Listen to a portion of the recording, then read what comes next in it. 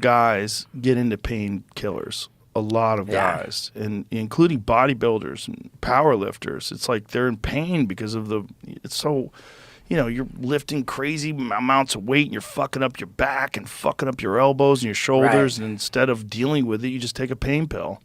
Yeah. And just keep powering through.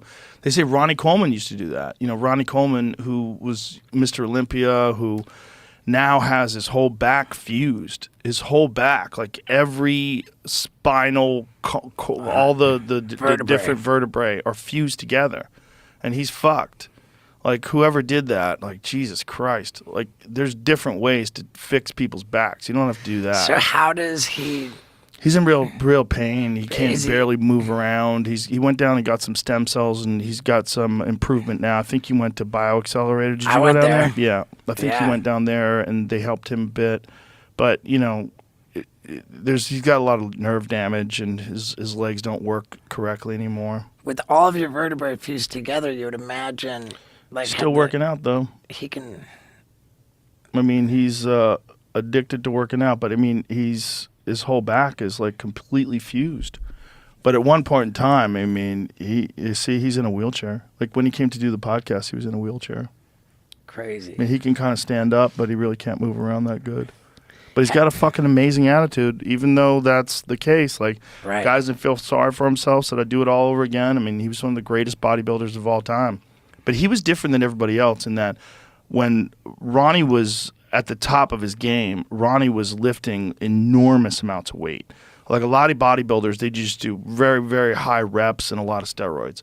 Ronnie was lifting crazy weight, like wild amounts, because he just wanted to be massive, just as massive as a person could be. And he accomplished that, but he paid the price because he would hurt his back and just keep lifting, like go through the set. He wouldn't stop and pause and assess what was wrong with him. I mean, look at him when he was in his prime. Like, good Lord. Man. Good Lord. Look at the mass on that man. I mean, look at the fucking legs. I mean, without doubt, one of the greatest to ever do it. Yeah, I just watched that Killer Sally show on Netflix. What's that? It's that's a woman bodybuilder, right? Woman bodybuilder, but she was married to this guy Ray McNeil, who she ultimately shot. But, Jesus. Yeah, it's one of these like true crime type situations. It's pretty fascinating. It's just like a 3-part. But yeah, they get pretty heavily into the whole bodybuilding culture and. Yeah. That is a thing that happens to a woman when she starts taking steroids where she gets that manly look in her face that creeps me the fuck out. There's like, go to the original picture that you posted up, Jamie.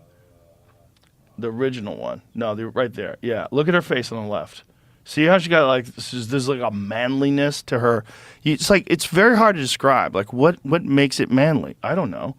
But it's not just that she has giant traps and big fucking shoulders and chest muscles, right? But it's also like her face has a manly quality, like the one on the right, that picture on the right where that dude has his arm around her. Look, is that the guy she killed? Yep. Oh, sorry, buddy.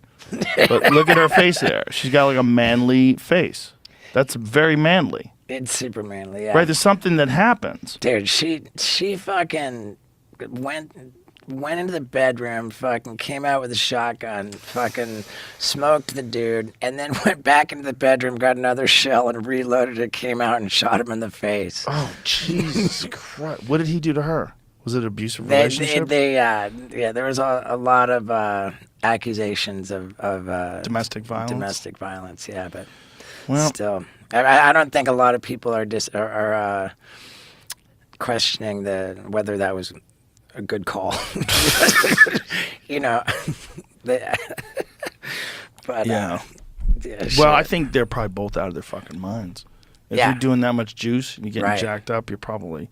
I think when, like when a human being is taking like hyper human levels of hormones, you're not even really a human anymore. You're this wild thing. It's like part human, part chemicals. What's the difference between steroids like that and TRT? Well, it depends on how much TRT you take, right? Right. So if you're taking normal doses of TRT, then you're just like a normal man. You're just the idea is that as you age and you take TRT, your body repairs itself and functions well, and your immune system functions well, like it did when you were younger. And it works if you don't abuse it. But if you're a crazy person and you say, well, instead of this amount, I'm going to take double. And I'm going to take, instead of taking it twice a week, I'm going to take it 3 times a week, double 3 times a week. That's a lot. And people definitely do that. And if you get addicts and you like if an addict, if you don't have to go to a clinic to get the shot, you give the shot yourself. You just, I'm fucking keep shooting up. And then you go to multiple doctors. Like if they don't have a database on whether or not you're on testosterone from this doctor and also from that doctor. Like I knew a dude a pill problem. And what he used to do is he would go to multiple doctors and get opiates. And he was fucked up all the time. And he was mad that these doctors gave it to him. I'm like, bitch, you didn't tell them that you were going to take it on yourself, man. Like you fucking did it to yourself. I know it sucks. And I know like you probably didn't know it was that hard to kick or that addictive. But he fucking purposely went to multiple different doctors. Like he used to live in Texas. Then he moved to California. And he was getting it from both doctors. Yeah. So he was taking a lot. And they'll listen, for a long time, they'll just keep prescribing it to you. I think they're probably a little more sensitive to that now. Walmart just got hit today. They got a $3 billion settlement today they had to give out because of their contribution to the opioid crisis. Wow. Make sure that's right. Was that part of like Walmart agrees to give $3.1 billion to opioid settlement framework. Well, that's a tiny fucking piece of how much they earned, which is really disturbing.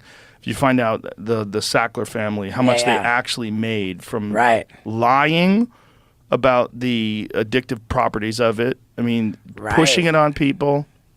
Dude, when I got my nose fixed, I had a deviated septum. I got out of there. And, once I woke up and everything, the doctor's like, okay, I've got you 2 different painkillers. I go, do I need those? He's like, you're going to need those. I go, but is it going to get worse than it is right now?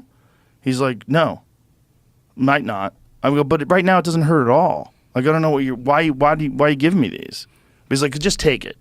And I'm like, well, wouldn't it be better if I didn't take it and then I came to you and I needed it? I was like, what am I doing with this? I never filled them at all.